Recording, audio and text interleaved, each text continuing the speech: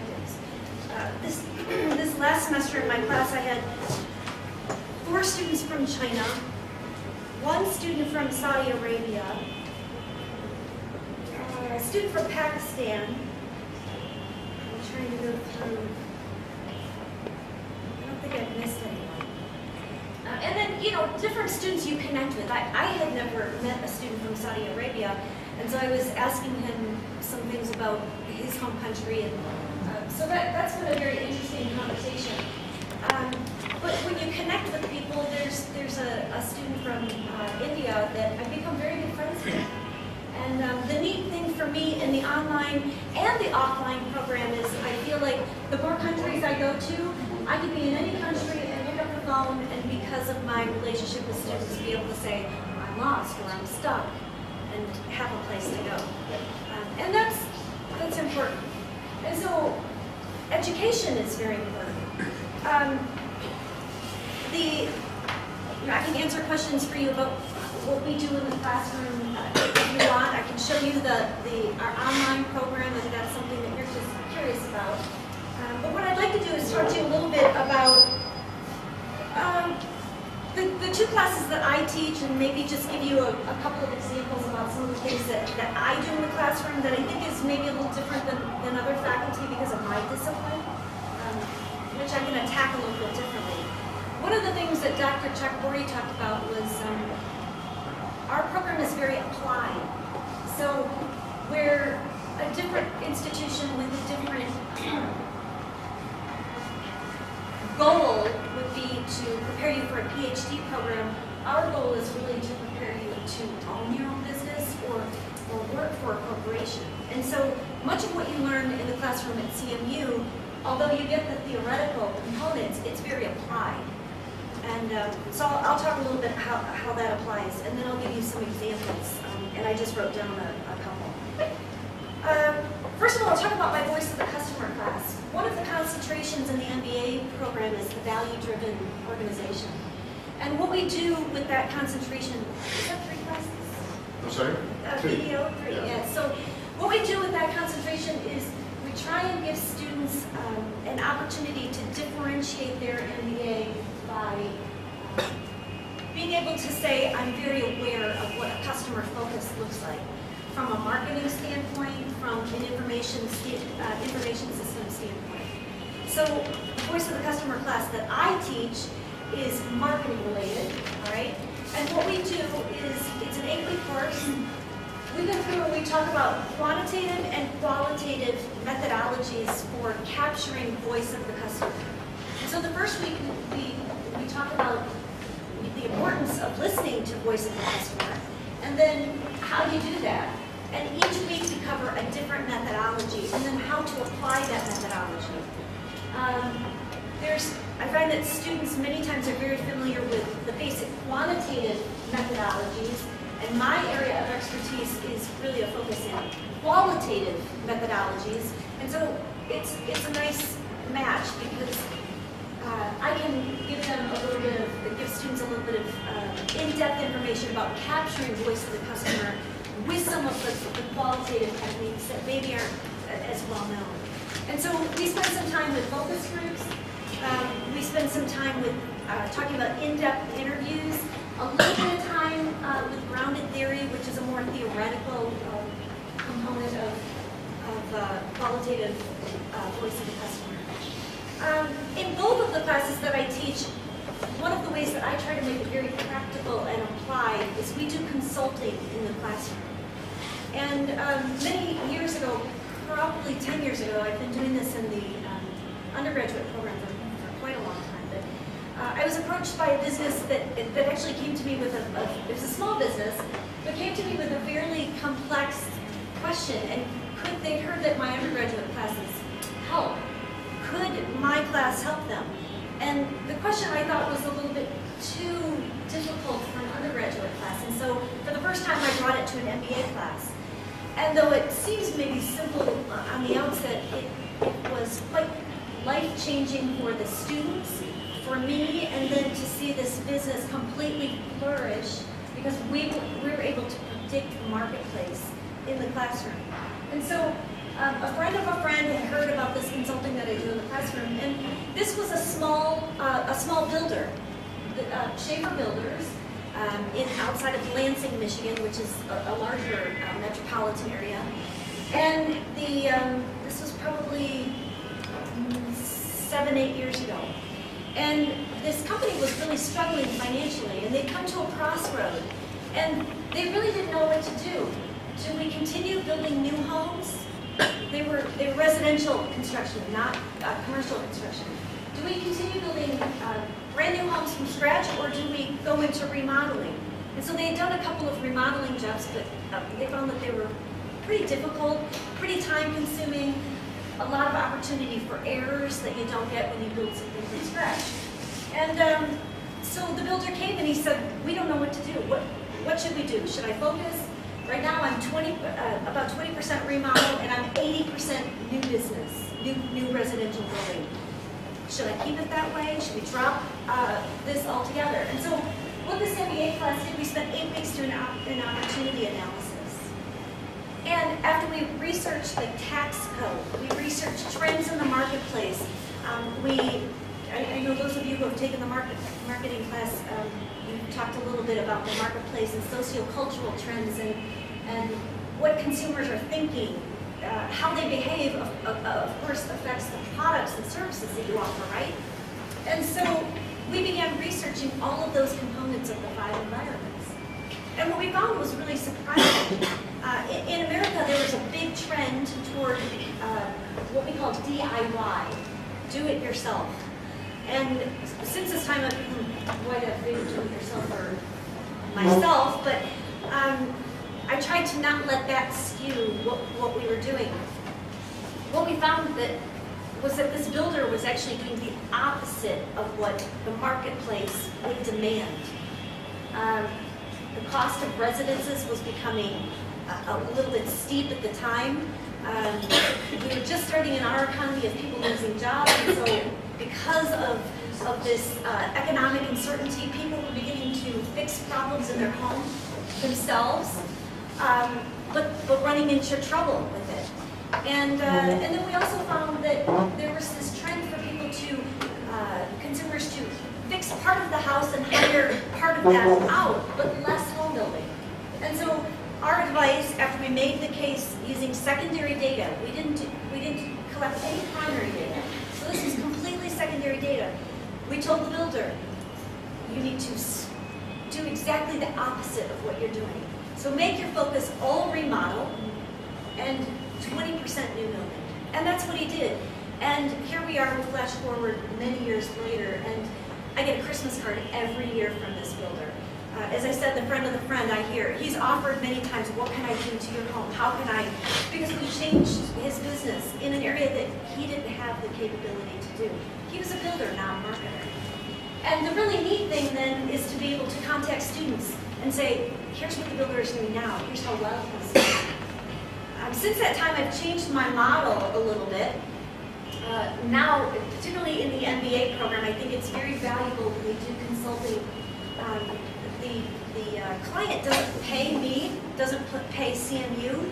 Sometimes if the project is big, I'll do a little bit on the side with my consulting business, but I try not to do that. Some of the value to the student is walking away with that hands-on experience, but not just the experience, having something tangible that they can take away. And so that tangible, I require the client to come into the classroom on the first day. Part of what you learn is asking the client questions about the problem, because that's part of the learning process. So you ask the client, it's a client interview. You complete the project under my supervision. We work together as a class to solve the problem. And then that last class period, the client comes in and we present our findings. And the client can ask questions. But that client will give each of my students a letter on company letterhead that acknowledges the consulting that they did. So the neat thing about taking my marketing management class is you walk away with the experience without ever having held a job. You do two things at once. You're in the class, you learn a lot, and you get something tangible, which is work experience. And for you, I think that would be a great experience because it would be experience consulting in another country. And I think that would be very marketable to be able to say, of course I can solve problems in my home country, I solved problems in a foreign country. Because the process for doing that is the same regardless of where you are. So I do that, and I do that a little bit in the Voice of the Customer class, but more so in the Marketing Management class. Let me talk about some of the other projects that we've done.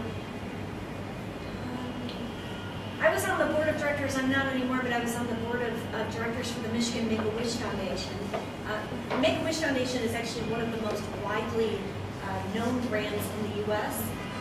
I'm not sure that you've heard of it here, but what the Make-A-Wish Foundation does is they fund, how do I explain it? It's not a, would you say it's a gift or a trip or some wish that a dying child would have. A few days ago, this time, that child was given the opportunity to pose as Batman, if I'm not wrong, by the Make-A-Wish Foundation. Yeah, Make-A-Wish. So it's whatever the child wishes. Most children, I think the thing that most people think is that the child goes to Disney World. A lot that's the wish, but it can be posed as Batman. Yes. Yeah, it can be go to a foreign country. It could meet some movie star, go to a hockey game. So it grants these wishes. Well, one of the problems is I was sitting, and the Michigan Make-A-Wish Foundation is the 5th largest chapter in the U.S. And one of the problems that our chapter was facing was, of course, this is donation-based. It's a large organization, but it's a nonprofit. And one of the problems was how do we continue to get donations from the current donors, but how do we get the youth, how do we get younger people to get involved with Make-A-Wish? Because when you start giving very young, you continue to give, it's that lifetime customer value thinking, right? And so Make-A-Wish said, do you think your MBA class can help us with that? And so we took that project on, and of course that's a pretty broad question, right? There's a lot of different solutions that you could take. After we did some research, we tried to evaluate how is Michigan Make-A-Wish Foundation different from other very successful organizations. And what is it that they're missing that maybe this other successful organization, March of Dimes, for example, how is it that they're getting very young people to donate? Which of course increases that lifetime donation. What are they doing? And we spent a lot of time, so you can imagine there are between 25 and 30 students in a class, collectively the number of hours, and we'll spend in each class about an hour lecturing on the theoretical component, about an hour sort of talking about troubleshooting the problem at hand as a class, and then the remainder of the 2 hours, manpower in trying to solve the problem. And of course we rely heavily on technology for that. So collectively, over an 8-week period of time with 25 students, talking 100 hours of consulting. And the thing that we came up with was a J-board. Has anybody heard of a J-board before? So Michigan Make-A-Wish Foundation has a board, and I was on the board of directors. What we didn't have was a J-board. It's called a junior board. They don't really have any voting rights. They're really a board in name only. But you get boardroom experience without having served on a board. And J implies junior, which it's a smaller group of people who get boardroom experience, and yet you get youthful ideas and you increase that marketability to a youthful group. And so Michigan Make-A-Wish Foundation, that was about a year ago. They're in the process now, they have to revise all of their bylaws in order to allow that to happen. So it's really neat. And the other cool thing about doing this type of consulting in the classroom, for me at least, is the answers keep coming and the updates keep coming. And I have students from many years ago who will say, hey, have you heard what's going on with this? And so, again, many students will contact me. Have they implemented our idea yet? Where are they in the process? Because students want to see that their ideas were valuable and implemented. So that's some examples of some of the things that we do. In the online program, we don't do as much consulting. That's a little bit same. You get the same theoretical content. we just go about it a little bit differently. It's because consulting is so hands-on, that's a little bit more difficult to pull off in an online class.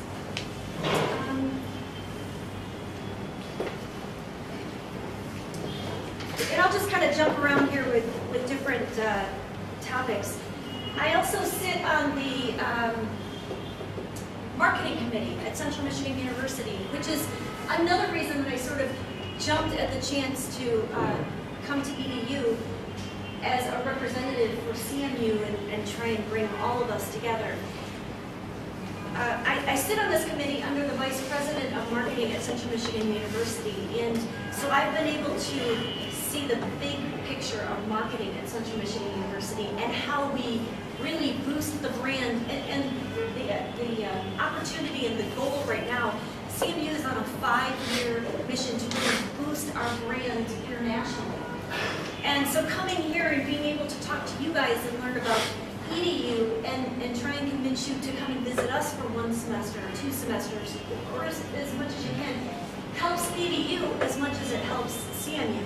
So it's a great partnership that ultimately as a student, if you're very vested in your brand, which is EDU, you get very vested in that, and that only helps you. Of course, it helps the larger organization, right?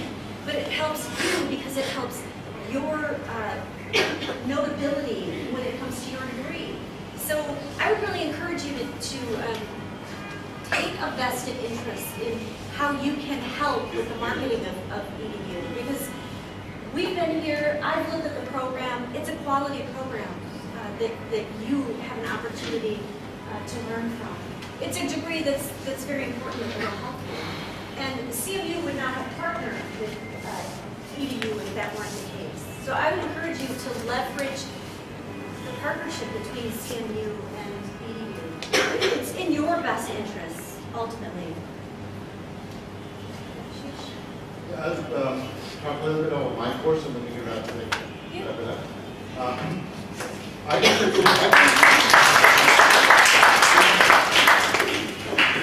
teach a course in global economics, so there are some economics students here. So I thought I'd just run my course a little bit. This is an on-campus class, not an online class. So if you go to the syllabus, let's see, the syllabus is there, which is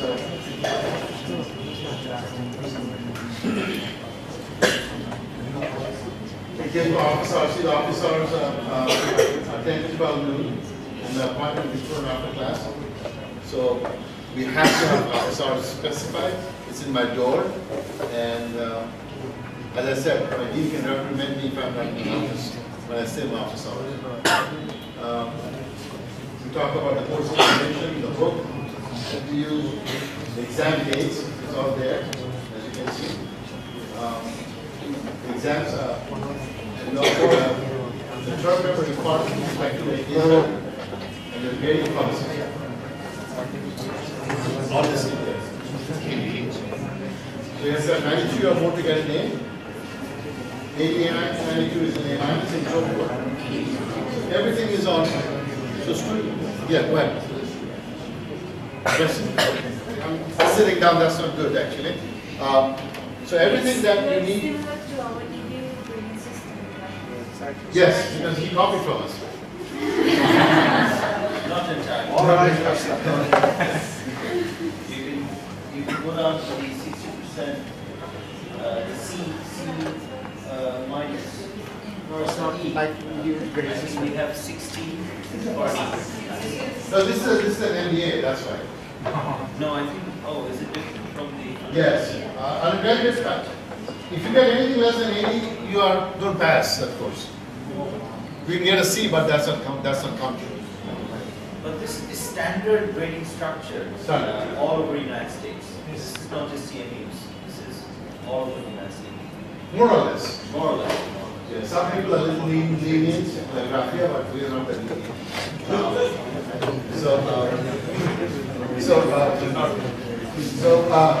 The course has two distinct benefits, as I said. It has some component international trade and international finance. Now, this is already in the web, so I want to teach them I will teach them that the course material is already there. As you can see, the course material. And she said it's by week, every week. So, for example, the first chapter is Windows in the World Economy. You can see my lectures are all there. It has components of international trade, production, finance, and development. And we talk about the global economy a little bit, what are the factors responsible for dramatic increases in international trade, disruption in international production. Then we talk about, so everything is there. If you look at the entire syllabus, the entire course is online. Although this is an on-campus class, I teach that on a regular basis, but what I'm going to teach in the whole semester is already online. So people can access that, they can read. So I don't go over this as much in detail as I would have done before. For example, if you take to week 8, then there is a preferential trade agreement, World Trade Organization, trade policy. We talk about comparative advantage, political economy of trade, where we talk about Stopa-Samuelson, what we talked about today in the meeting. We talked about the political economy of trade. So we talked about all the issues of trade. Some base of comparative advantage, textual theory. Then we talk about how trade helps some groups and hurt some other groups. We talk about that, the North-South division of international trade. So we do it's all there. So students can learn. The South is basically a developing country, North is basically an advanced country. South is more labor abundant, North is more capital abundant. So we go to the entire argument is all there. And what who gains and who loses, including the Stopa-Samuelson model. So we have that. And then we also have, as you can see, accounting framework. So how international finance takes place. So we talk about international accounting framework. So we have circular flow diagram. And then we have lots and lots of identities of global economy, the savings and capital flows. So we have all these interesting equations all over. As you can see, it's all there. So I don't teach them as much unless they have questions. They have to learn before they come. So for example, in this accounting framework, in the class before, I have, let's say, 20 students. And what I do is I take 4 in each and assign them 5 countries. Well, they have to go to the International Financial Statistics, IFS, or World Bank data set, which we have access to. And they have to talk about that country's time series analysis of their data set. How did it happen? How that country has done over the years in international trade and finance. They have to use this knowledge to do that. So I really don't want to lecture them because it's already there, unless they have any questions. Yeah, sometimes students have questions, we all come on equally math oriented, but sometimes it's some conceptual also. But so before Blackboard, I should teach them handwriting. Now I know that students have no use for my lecture because it's already there. So why teach the same thing over and over again? It's already there, right? But they have to use that to do analysis, case analysis. This semester, actually before the Ukraine crisis, one of the projects was that if Russia actually invades you, because it's been going on for a long time, right? Yanukovych was actually being driven out of power for almost a month now. My class has finished March 11th, so in February he said, think about a scenario that he is ousted and Russia comes in. What do you think will happen to the global economic forum? And they started analyzing simulations, doing simulations based on their understanding of, number 1, the political economy of trade, number 2, international capital flows, how it disrupts. Because Russia right now is having a very serious problem. They may not acknowledge it, but their bank assets are frozen in the US. Now, when bank assets are frozen, who owns bank assets in the US? People with a lot of money in Russia. And they have a lot of power. So if you freeze their account, it's entirely possible that that Russian President Putin can be much more trouble than he thinks he is. Because just imagine if you just freeze some rich billionaires' assets and they cannot use that money. That becomes, so we do that kind of simulation.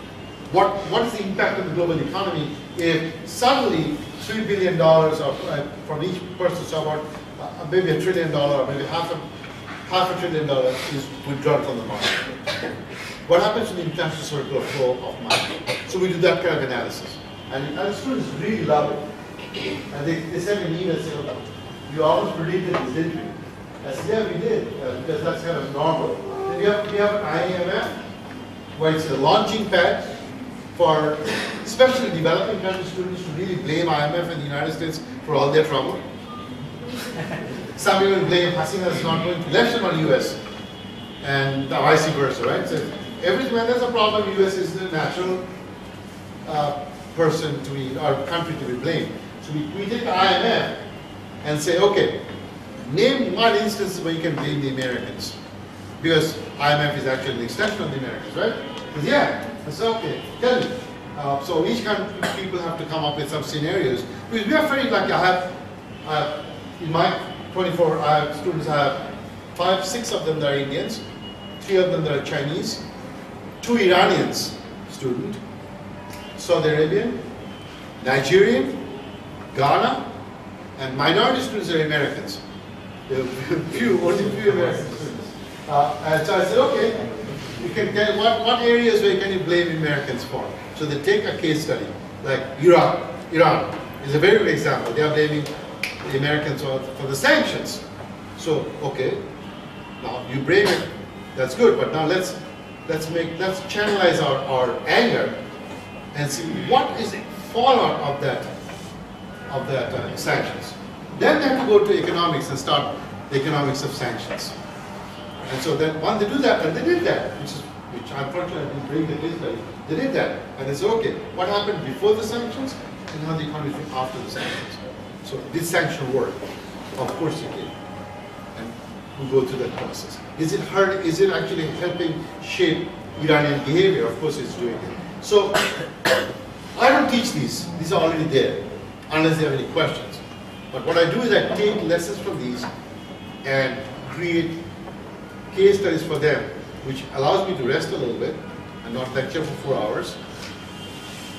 They, in the class, instead of taking their phones away, actually allow them to use their phones, because they're all smartphones, they're Googling, and they're trying to get all the information that they can get in the class, and we divide them in groups, and believe me, it is becoming a very, very powerful expression of students' initiative in learning.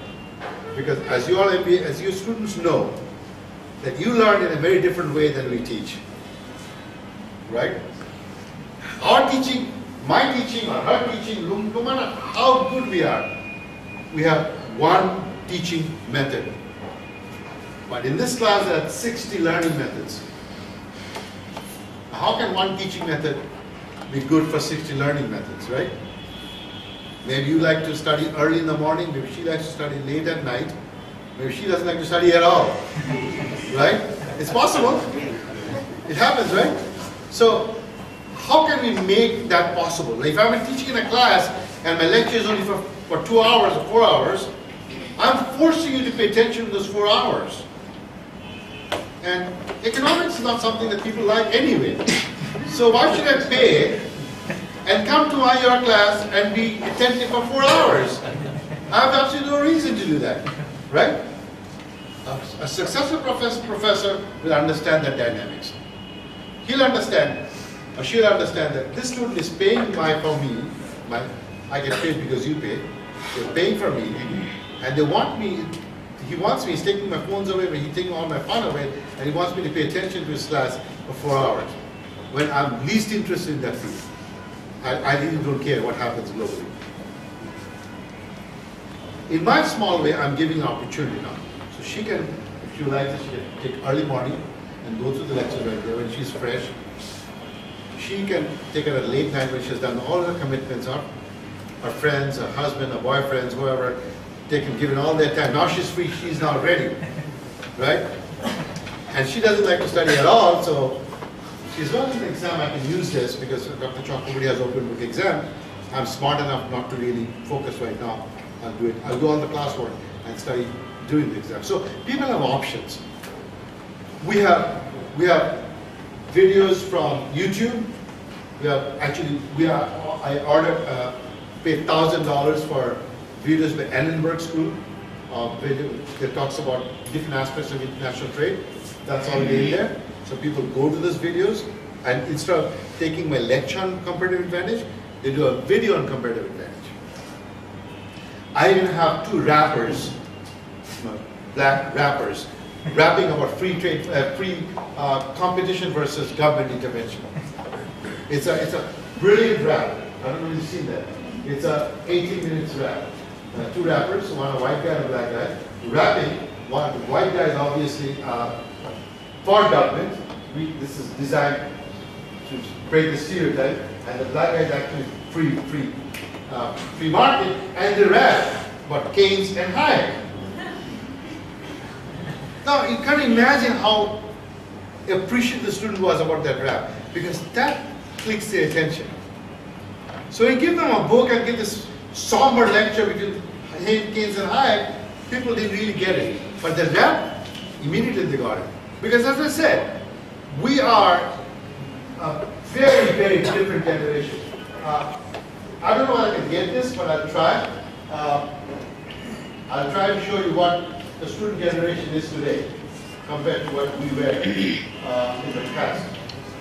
If you do Google, and if you do George Carlin,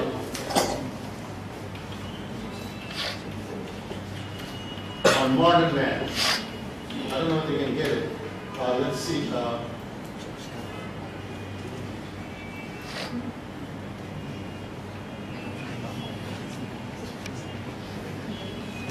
This will tell you why professors have to be innovative. Thank you. I'm a modern man for the millennium. Digital and smoke-free. A diversified, multicultural, postmodern deconstruction is politically, anatomically, and ecologically incorrect. An uplinked and downloaded of an inputted and output